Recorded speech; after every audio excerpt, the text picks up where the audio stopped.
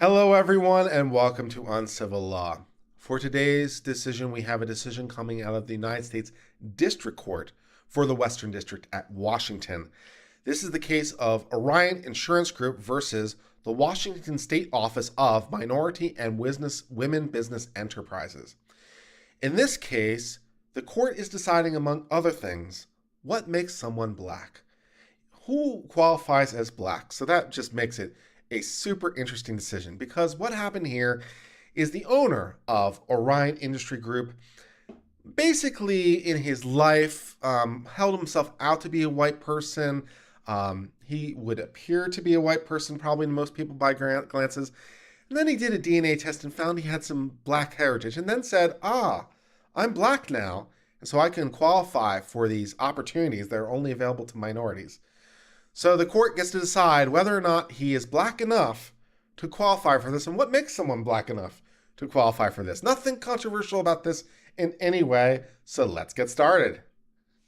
Plaintiff Orion Industry Group, a Washington corporation, and its owner, Ralph Taylor, filed this case alleging violations of federal and state law due to denial of their application for Orion to be considered a disadvantaged business enterprise under federal law.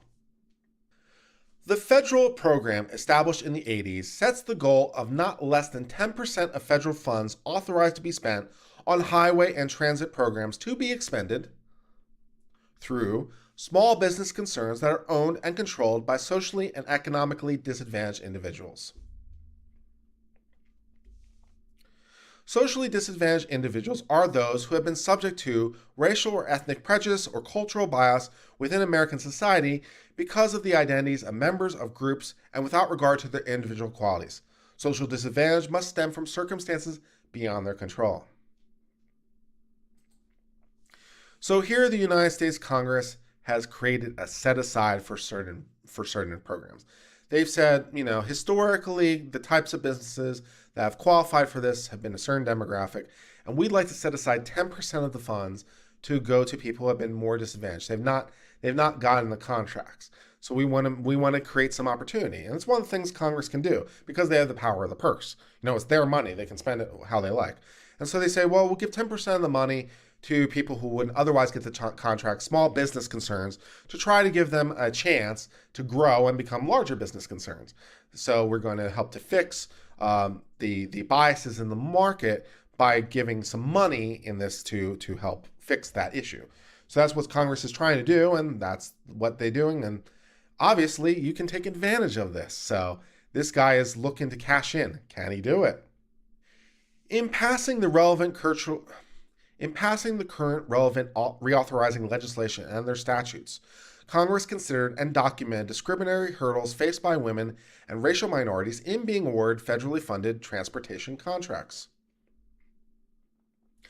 These hurdles include discrimination by trade unions and financial institutions in gaining capital to begin a business, and even after business is started, discriminating by prime contractors, business networks, suppliers, and bonding companies.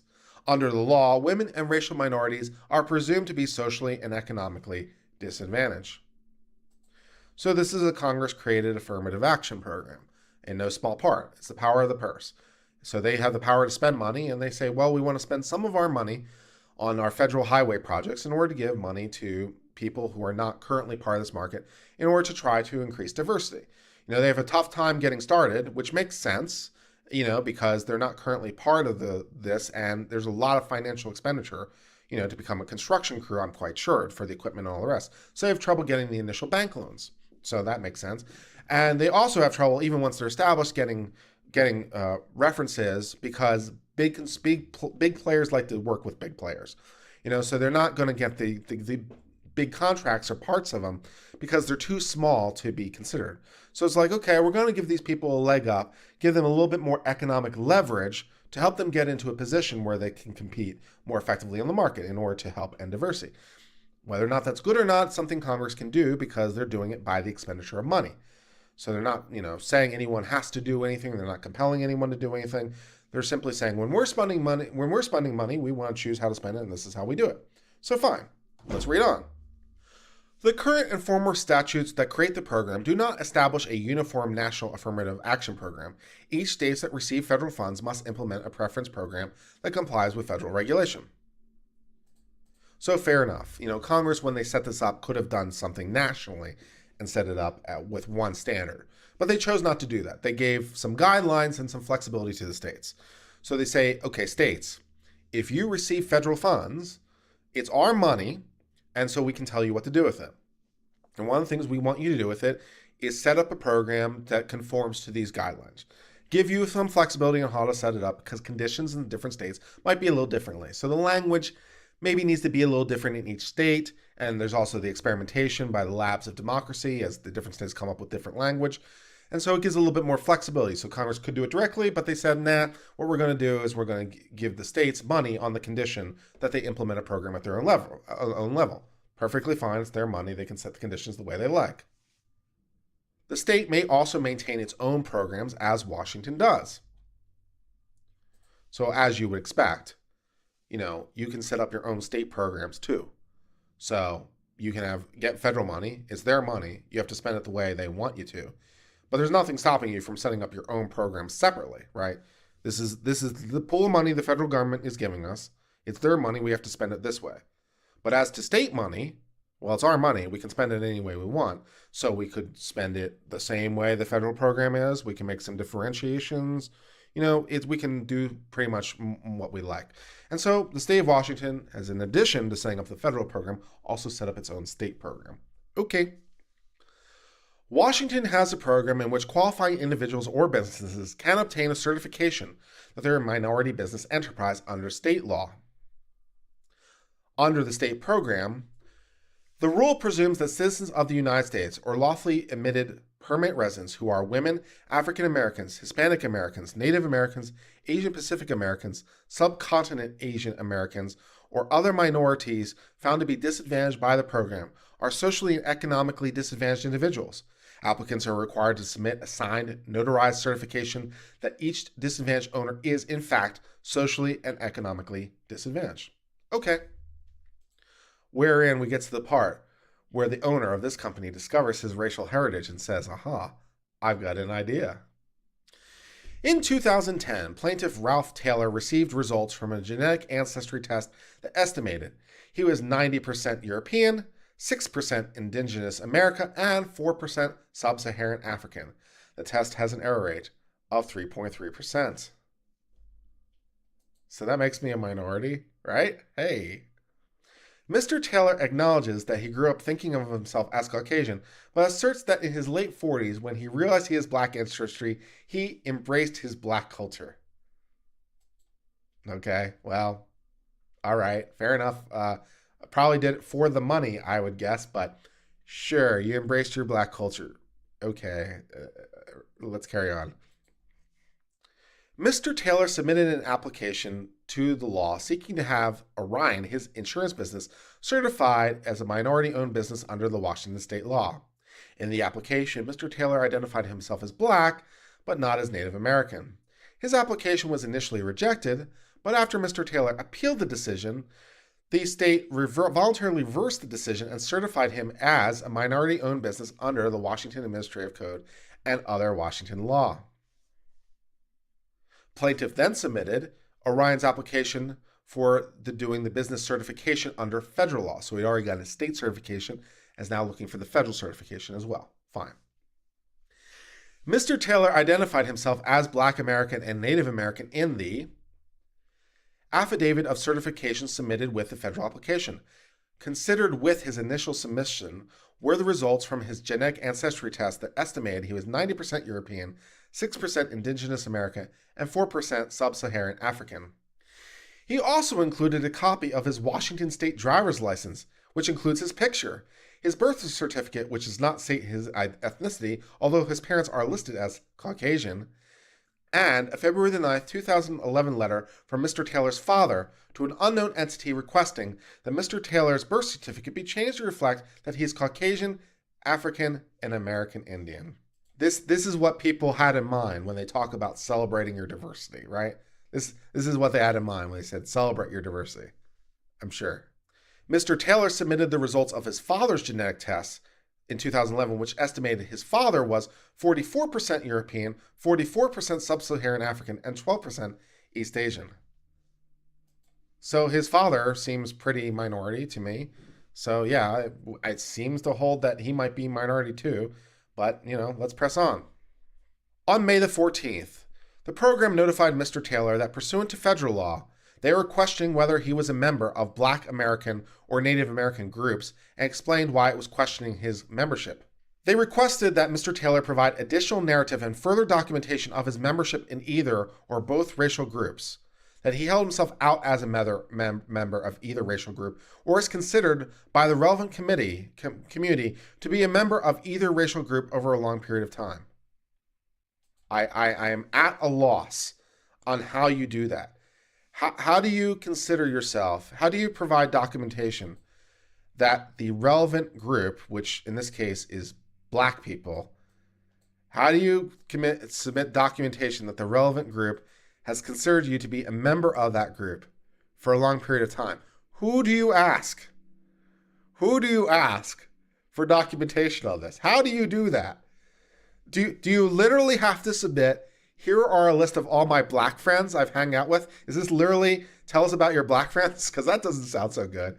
So how do you provide documentation of your membership in the group? Are there membership cards? Is that what's happening? And how do you provide documentation that the relevant group considers you to be a member of the group? Who does this work? What are you asking of me? I don't know. I've got no understanding of this. Mr. Taylor responded to the request by letter. Mr. Taylor acknowledged he had no documentation regarding his membership in any Native American racial group, like citizenship as a tribe. That would be one way, but as to Black, I don't know how you do that.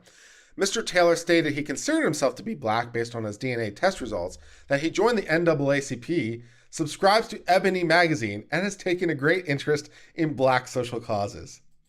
This is super great. Yeah, I'm Black because I joined the NAACP and I subscribe to Ebony magazine. Okay. I don't know what you wanted from me, but this is proof of my racial identity, man. Oh, Lord. I'm going to start crying at some point from the laughter, I can just tell already. Mr. Taylor acknowledges that he does not know how he's perceived in the relevant community, but Mr. Taylor submitted letters from two individuals who stated that they view him as a person of mixed race or mixed heritage. Well, I guess that's what matters. You got two people who say you qualify. That's what counts, right? Oh, my Lord. In regard to the evidence that he's experienced social and economic disadvantage, Mr. Taylor refers to answers to a simpler inquiry during the state certification process for a state status, where he discusses being ill as a child, his father returning from Vietnam, and his father's subsequent abuse of alcohol and physical abuse of him. The application was denied because there was insufficient evidence that he was a member of a racial group recognized under the regulations, was regarded by the relevant community as either Black or Native American, or has held himself out as being a member of either racial group over a long period of time prior to the application. So the governments are now actually determining who qualifies as Black. So, if you're wondering, am I Black? You could ask the federal government and they will tell you if you're Black. So maybe I should ask the federal government if I'm Black, because I don't understand this. I don't get it. So very confusing to me. I don't understand. Okay. The government also found that even if there was sufficient evidence to find Mr. Taylor was a member of the groups, which I don't even know what that means, the presumption of disadvantage had been rebutted and the evidence of Mr. Taylor submitted was insufficient to show he was socially and economically disadvantaged. Mr. Taylor appealed the denial of the status certification to the Department of Transportation. So we're doing our administrative remedies. Okay, that's good. Plaintiff filed a writ amendamus in order to get the U.S. Department of Transportation to make a decision on appeal. Plaintiff asserted that his Administrative Procedure Act rights had been violated when the United States Department of Transportation failed to make a decision within 180 days or provide information for when a decision was forthcoming. So, okay, that seems reasonable as to that part, right? Under the Administrative Procedure Act, when you do a petition, there are certain time periods that apply for when the government has to get back to you. And here he went to court, filed a writ for a petition of mandamus, basically in order to do your job from the court because they hadn't given him any indication. So, as to that part alone, he's probably in the right. Let's read on. The parties stipulated to a stay of the case, which was granted after the department committed to providing a decision by December 2015. So they both agreed, okay, we'll stay this action, but we'll promise to get you a decision by this date. Okay, fine, because the writ of mandamus, has its issues, and also if they fail to execute the promise, it gives you even more leverage for the writ of mandamus. So totally normal, no problem.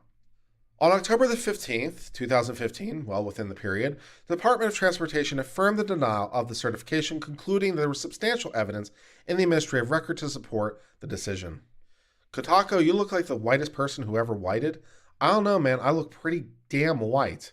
Are you saying you look whiter than me? I'm pretty freaking white, man. You think you're whiter than me, Kotako? Maybe you should send me a picture and we can have a vote or something. I'm pretty white. I glow. Look how my skin is fluorescent, man. What more do you want? But I could be black. Maybe I should ask the government. This case was filed in 2016. Plaintiff asserts claims for violation of the APA, discrimination under 1983, because of course they do, discrimination under 42 U.S.C. 2000D, violation of equal protection, violation of Washington law against discrimination, and Article 1 of the Washington State Constitution, and asserts the definition in the law are void for vagueness. Plaintiffs assert the state defendants acted in an arbitrary and capricious manner in violation of the Administrative Procedures Act when they failed to give him a presumption of social and economic disadvantage under the governing regulations, failed to give him notice of concerns, and failed to give him an in-person hearing. Plaintiffs assert the federal defendants acted in an arbitrary and capricious manner in violation of the Administrative Procedure Act when they affirm the state decision concerning the failure to give him the presumption and failure to give him notice and a hearing and failed to timely appeal. Under the relevant rules, the government must rebuttably presume that members of designated groups are socially and economically disadvantaged. In order to obtain the benefit of a rebuttable presumption, individuals must sign a signed notarized statement that they're one of the members of the group. Unlike Washington's program, the federal regulations provide further that if, after signing the notarized statement of membership in the presumptively disadvantaged group, the government has a founded reason to question the individual's claim of membership in that group, the government must require the individual to present additional evidence that he or she is a member of the group. Yeah, there's a good question for you. There's a good question for you on what counts as white. Does Spanish count as white? Does Spain count as white? That's a good question. We've had disagreements over the years of what counts as white, right? The Italians definitely were questioned as to whether or not they're white. Are Spanish white? And if Spain is not white, how is France white? Because I think everyone agrees France is white, right? Like everyone agrees on that. Spain is a bordering country. So how is Spain not white? What are the rules on whites? I'm confused. The Irish weren't white for a while. The Irish weren't white. The Italians weren't white. I'm not so sure about the Spanish even today. So I don't know. Is white now just anywhere from Europe? Is that what white is now? And does that include like Eastern Europe? Does that include like Roma? Are Roma white? Are Roma white? I don't know. I don't know the answers to these questions. Yeah, what about Slavs? Are Slavs white? I don't know. What's white? I don't know. I got nothing. Further, under the regulations, the government was to provide Mr. Taylor a written explanation of its questions for his group membership and request additional evidence of whether the person has held himself out to be a member of the group over a long period of time, whether the person is regarded as a member of the group by the relevant community, and may require the applicant to produce appropriate documentation of group membership, which I don't know what that means, but okay. Considering all the evidence in the record regarding Mr. Taylor's membership in either the Black or Native American group, the government found that Mr. Taylor submitted a birth certificate that does not indicate race, so this document failed to prove he's a member of a minority group. Mr. Taylor provided documentation of a black woman he claimed is an ancestor. This documentation is incomplete and does not prove the individual is an ancestor. Even if the individual is an ancestor, it fails to prove that he's a member of the minority group or is regarded as a member of the minority group. Mr. Taylor submitted a DNA test to prove that he's 4% sub-Saharan African and 6% Native American. The test results from Mr. Taylor and his father are highly inconsistent and complete. Half the son's DNA comes from his father and half comes from his mother. The government acknowledges that pieces of DNA from each parent are random and will not be exactly half for each parent. Thank you. The two DNA tests between the father and son should, however, be related. Without a complete picture of Mr. Taylor's mother's DNA, the government contends the tests are not reliable to determine ethnicity. This information fails to prove that Mr. Taylor is a member of a minority group or regarded as such. So basically, the U.S. government is implying this is not really your father, which might be, incidentally, one of the reasons he was beaten as a child, if that were true. So he's saying, yeah, this might not actually be your father, so you might want to look into that a little bit more. Yikes. Also, there's a 3.3% statistical noise associated with each test performed by Ancestry by DNA. Okay, so it was Ancestry.com. Now we know who did it. Eliminating the statistical noise from the DNA test results would indicate that his ancestry is 2.7% Indigenous American and 0.7% Sub-Saharan African. I don't know that you can subtract 3.3% for each part, but okay. Additionally, from reviewing the information on Ancestry by DNA website, it's unclear if the website use of the term Sub-Saharan African corresponds to the definition of Black American in the Code of Federal Regulation, which refers to people having origins in the Black racial groups of Africa, which I think would definitionally include me and everyone else because we all have origins there, right? Regardless, the low figures combined with the inconsistencies with the results for Mr. Taylor and his father render the test as insufficient to prove Mr. Taylor is a member of a minority group or is regarded as such. Mr. Taylor submitted 2 letters which the authors state they consider Mr. Taylor to be a mixed heritage. However, they do not identify Mr. Taylor as Black or Native American. The letters do not establish that Mr. Taylor, who is visibly identifiable as Caucasian, says you, is a member of the non-Caucasian group. Mr. Taylor has failed to meet his burden that he's a member of a minority group or is regarded as such. Mr. Taylor submitted insufficient evidence when he was asked an additional information request about his Black membership or Native American group. The only substantive evidence provided was a statement that he's a member of the NAACP, has a subscription to Ebony, and is very interested in Black social issues. All individuals, regardless of minority status, may join the NAACP and subscribe to Ebony magazine, or be concerned about issues. This fails to prove Mr. Taylor is a member of a minority group or regarded as a member of a minority group. Outstanding. The government did not act in an arbitrary or capricious manner when it found there was insufficient evidence that Mr. Taylor was a member of either Black or Native American groups. The record supports the government's well-founded reason to question Mr. Taylor's claim of membership in either the Black or Native American groups. The plaintiff argues the government's decision was arbitrary and capricious because it did not find him to be Black enough based on the appearance of the license. Yeah, that is kind of the problem. Like, what qualifies as Black enough? Are you looking at his license and saying this guy's not Black enough visually? And therefore, is it real? Is it literally what you look like? Is Black and white nothing more than your appearance? I mean, if you have totally Black parents or totally white parents, and you come out the other way, which I assume is possible, then is that like, what is this? I don't know what these things are. But this is what happens when the government tries to define race. This is what happens when the government tries to define race. It's really hard to define race. Like, what is race? Who qualifies as what race? How do you know these things? It's really fluid. It's like such a problem. But yeah, this is where we are. Yeah, and as I said earlier, I said this earlier, Derrida, if you were paying attention. But I said this earlier, Black people have been known to have white kids. Yeah, I absolutely have. And if you have 2 people who are from the right part of Italy, who are white, their child could be quite dark. So there's that too. So yeah. The government provides several reasons to question the claim of membership in either racial group. Mr. Taylor improperly places heavy emphasis on his genotype rather than phenotype. That's more genetics than I know what that means, and I'm not going to look it up. I don't know. But okay, let's press on. Okay. A phenotype refers to all observable characteristics of an organism, such as shape, size, color, and behavior, that result from the interaction of the genotype with the environment. So the government is literally saying it's what you look like, it's what's observable. So genotype is one thing, but it's literally, are you black enough based on a chart? Like that one from Peter Griffin where he has the chart. And are you black or white based on, does your skin tone match these colors? So yeah, it's phenotype is it's like you don't look black, therefore you're not black. If you looked black, you would be black, even if you were born to parents who are white, because they're both from Italy and they have relatively dark skin, and you come out even darker still, which is possible.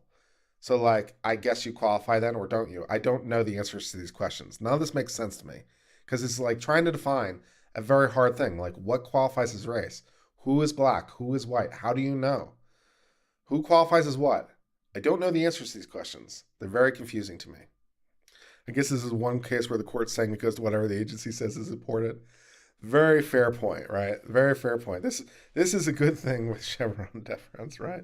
And now we're in Brand X. Like, we, the court, don't want to decide this, so we'll leave it to the agency to figure it out. Yeah, good times. But then, of course, as administrations change, it might change.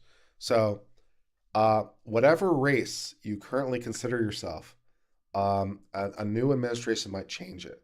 So don't be so sure that you know what race you are, I guess, is a lesson from that. The government did not act arbitrarily or capriciously when it found the presumption that Mr. Taylor was socially and economically disadvantaged was rebutted because there was insufficient evidence that he was a member of either the Black or Native American groups. Nor did it act arbitrarily and capriciously when it found out Mr. Taylor failed to demonstrate by preponderance of evidence that he was socially and economically disadvantaged. I took my baby on a Saturday, bang. Boy, is that girl with you? Yes, we're one and the same. Now I believe in miracles, and a miracle has happened tonight. Hey. But if you're thinking about my baby, it don't matter if you're black or white. By requiring individualized determinations of social and economic disadvantage, the federal program requires states to extend benefits only to those who are actually disadvantaged. Plaintiff contends that the Department of Transportation's decision to affirm the lower decision to deny the certification was arbitrary and capricious, considering the errors made by the lower decision. The United States Department of Transportation did not act arbitrarily and capriciously when it found out that substantial evidence in the record supported the decision to deny the certification. The U.S. Department of Transportation's decision affirming the denial provided. Orion does not demonstrate he is the owner as a minority group that is presumed to be socially and economically disadvantaged. The uncontroversial evidence is that Taylor is as much 99.3% non-black.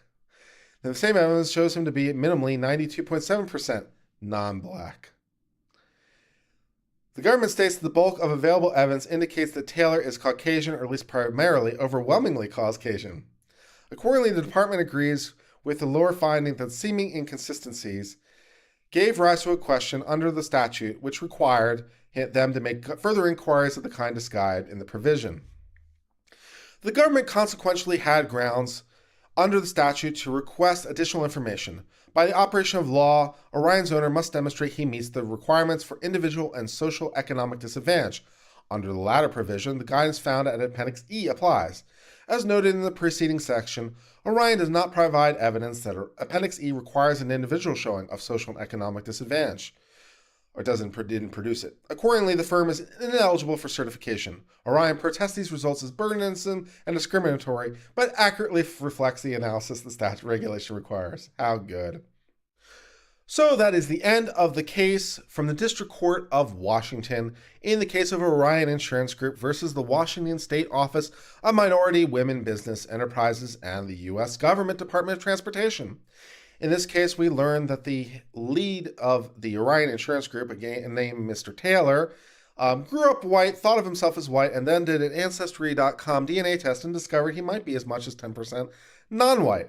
On the basis of this, he applied for minority status for business contracts both under Washington state law and under federal law.